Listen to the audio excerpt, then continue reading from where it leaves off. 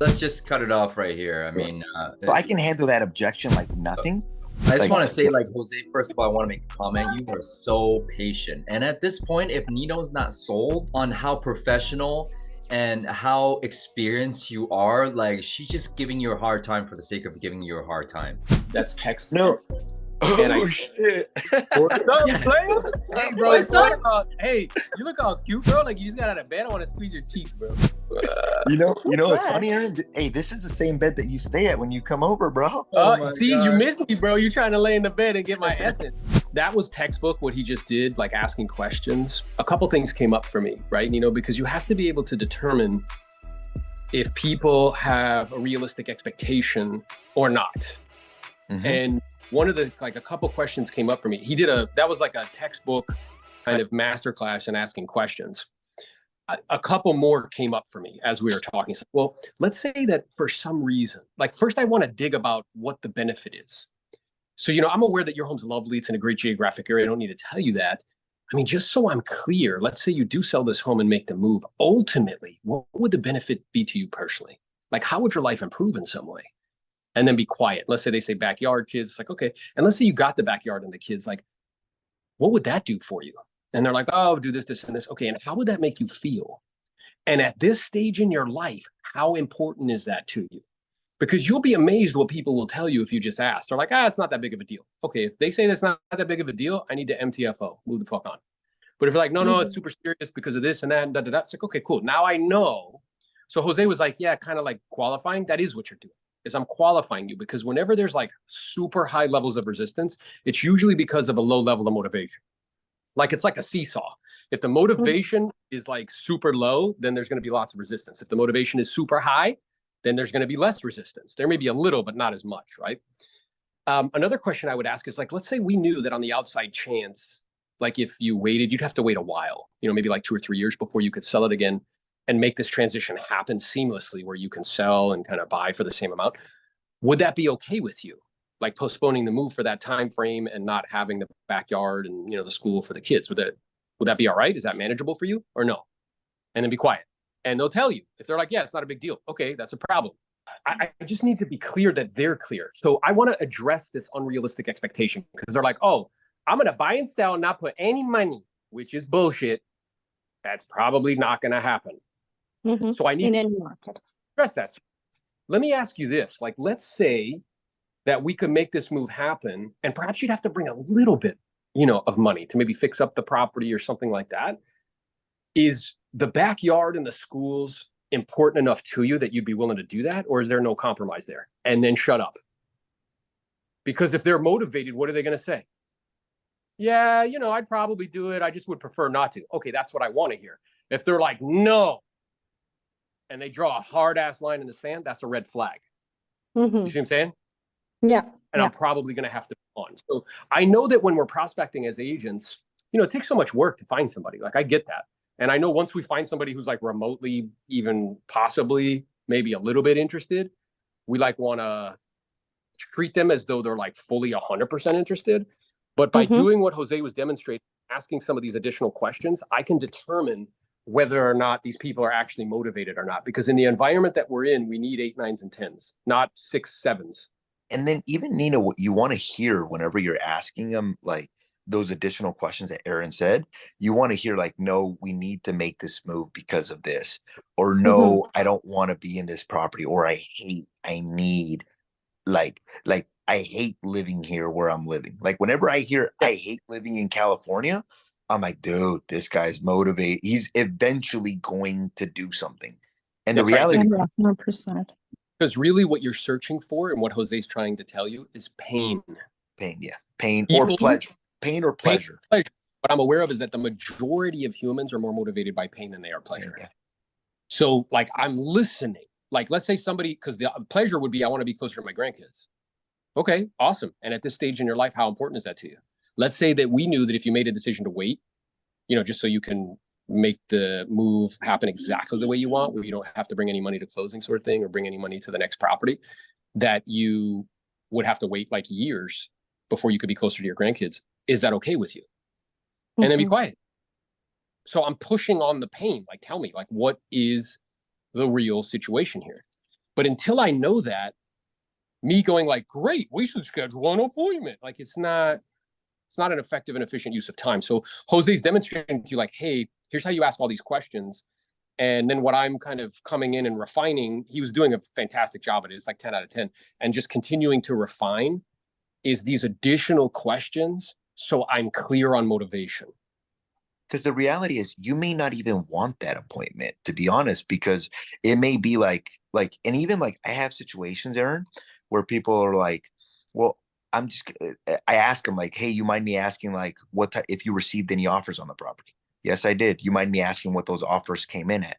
If they say, well, like, look, I received offers at 1.3, we were listed at 1.5, I'm just going to wait for prices to improve to be able to purchase. So at that point, I'm having a conversation like with them, like, okay, so you received offers at 1.3 and you're going to wait till prices go up to 1.5. But doesn't that mean if you wait for prices to go up 200,000, doesn't that mean that the property that you're going to buy is likely also going to be going up like 200,000? Like, doesn't that make it somewhat of a wash? And then at that point, they're kind of like, I guess you're right. You know, because it's unrealistic. Like if they received offers at 1.3 and they're going to wait for prices to improve to 1.5, the reality is that if they're looking to buy something, that's probably also going to increase, which means they're fantasizing this imaginary situation where their property goes up in value to 1.5, but everything else that they purchase stays in value the same, which is an imaginary thing that's never going to happen. So in order to basically determine like I want to address that and be like, look, Aaron, like if you wait for 3 years for market to go up 200,000, that probably means that the property you're gonna purchase is gonna go up 200,000. So doesn't that just make it like kind of like a wash and kind of put you in the same situation that you're in right now? Yeah, and I love the way that you're doing that because it's like you already know the answer, but you're like asking it like, well, wait a minute, like let me think about this. And this is what I was saying about addressing unrealistic expectations, because I want everybody on this call to hear me, okay? In order to produce favorable outcomes, you need an accurate assessment of reality, period. And part of our job is helping people to self-discover what the accurate assessment of reality is. So if you're seeing unrealistic expectations or overly emotional behavior or unclear thinking, our job is to ask questions. Our job is to ask questions to help people to get clarity around their thinking so they can make a decision that's in alignment with what they actually want. But a lot of people aren't willing to ask those questions because you like don't want to upset somebody. You know what I'm saying?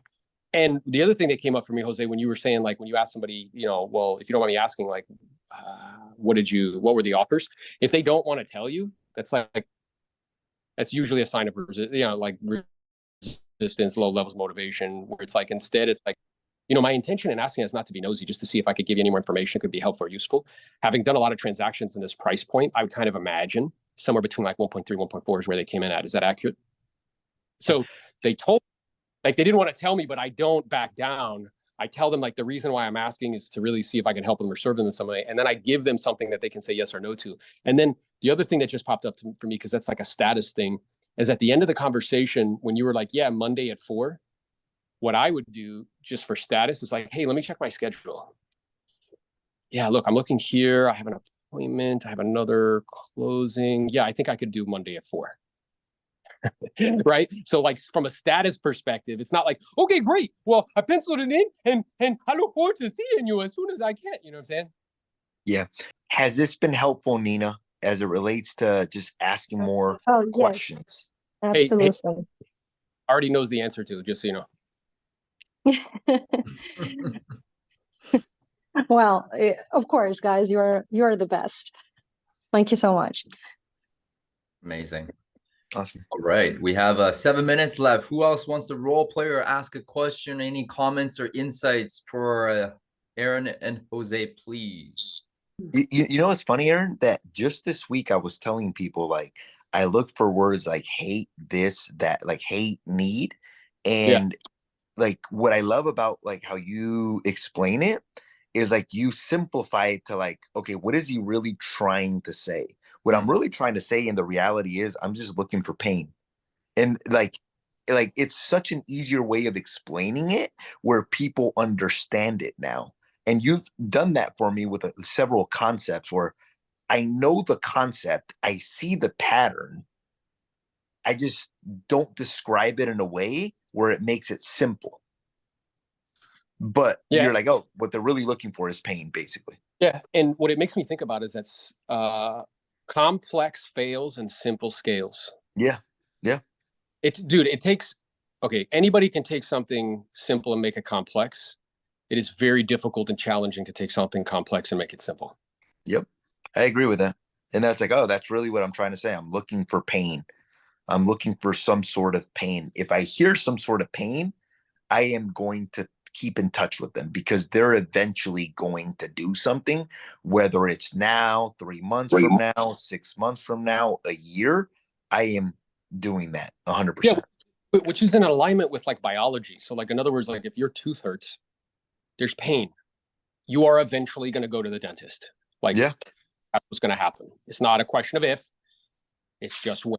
And when you can get into their schedule. So yeah, and if I know that more people are motivated by pain than pleasure, I just need to be sensitive to that when I'm asking questions. So are you trying to extract capital so you can enjoy your retirement? That's pleasure. Am I like physical pain in the sense that like, okay, this home is falling apart and I don't have the money to fix it? Is it, I want to be closer to my grandkids? That's pleasure. But then it's like, I don't have the money to continue to keep paying for this. That's pain.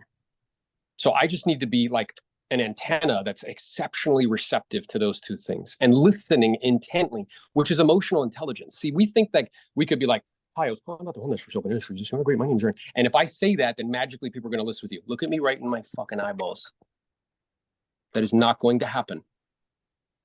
Instead, by getting very, very clear on motivation, then once I find out that they're sufficiently motivated, then I, use techniques and whatever. That's a much more effective and efficient. So what Jose was trying to articulate before is like, find out if they actually have a need that you can service first before you start like close. Like just by you thinking demonstrates that we should get together and blah, blah, blah, blah, blah. I'm like, bro, you don't even know if they like have a need that you can service first. Yeah, I agree with. What also happens is from the consumer's perspective, if you take the time to really get clear, A, that separates you from everybody else because nobody else is. B, it demonstrates that you actually know what you're doing. And C, it demonstrates you're not attached to the outcome. Well, it's almost like the doctor example, Aaron. Like you go to the doctor, one doctor, you tell them my head hurts, and they're like, yo, I want to do brain surgery on you right now. We're ready to go. Versus the doctor that's like, okay, tell me a little bit more about that. Yeah. When does it hurt? How long where does it hurt? Start hurting? Do you have a history of it hurting? Have you changed your diet? Are you taking any medication? It's exactly right. It's the same process. And as a salesperson, if you can deploy that, you will help more people because of it. Not only that, but you have to ask yourself, like, okay, if you had those two doctors and one of the doctors is like, let's do brain surgery right now without asking any questions, like how many of you guys would actually work with that doctor versus the doctor that's like, tell me more about that, really understands the problem and then makes a diagnostic. So if you wouldn't work with that doctor, why do you expect people to work with you? 100%. And what it made me just think about, Jose, is like one of the things that you'll hear people say if they like the doctor, they'll be like, he or she was very thorough. Yeah. Thorough. What the fuck do you think they're trying to say? They asked me a lot of questions. Which means that they truly understand what my wants and needs are, which is exactly what I was trying to do in that role play. Is like, okay, what are their wants and needs? Are there wants I need to sell, or are they wants like, hey, look, I want that bigger backyard? So if their wants are that, I'm going to focus a little bit more time and energy into that aspect of it to get clear on their wants or needs to be able to make the best recommendation. And at the end of it, I may say something along the lines, well, look, just to be fully transparent, if you're looking to sell at 1.5 and you're looking to buy at 1.5, it's not going to be realistic. Therefore, I can't help you. Yeah, my intention in telling you that is not to be negative, just to give you an accurate assessment of reality. So here's what I want everybody to understand, what's really fundamentally going on, okay? A lot of you guys have been taught to present in a way that's authoritative and combative. Now, in an environment where there was no internet and no access to information, you can get away with that. That environment hasn't existed for like 25 fucking years. Now people have access to a lot of information, just like you have a lot of access to WebMD. Which, what do you do before you go see the doctor? You look your shit up, you fucking test it out, you read, you watch videos, right? I mean, that's what you guys do. Something's bothering you, that's what you do.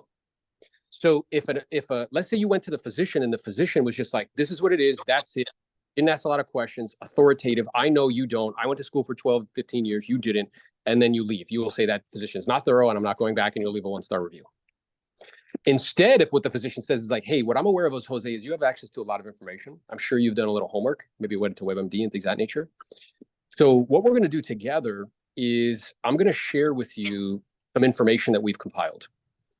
And my intention in sharing it with you is not about being right. Instead, it's so that we can get the most accurate assessment of reality in the biggest picture. And from that, you can make a decision as far as what you think is best in the long term. And whatever you decide, I'm going to support you 100%. What I will do is I will provide for you 3 different options that I think make sense for you, based on my experience and seeing, 20 patients per day. And then, from there, you'll decide. And then I'll be here to help you to execute on what you decide. Does that make sense to you? Yeah. That's a totally different approach. And guys, that's what all of you want. So if that's what all of you want, start presenting that way to other people.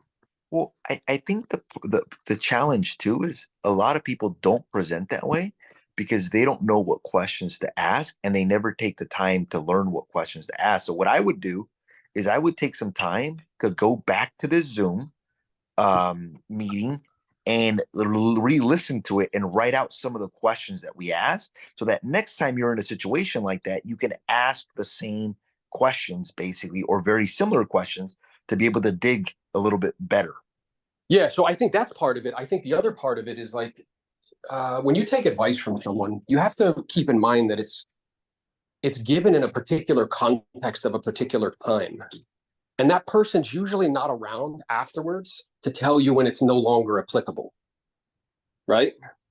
So using the approach of being very authoritative and I know and you don't, that worked for a specific context of time because people didn't have access to any information.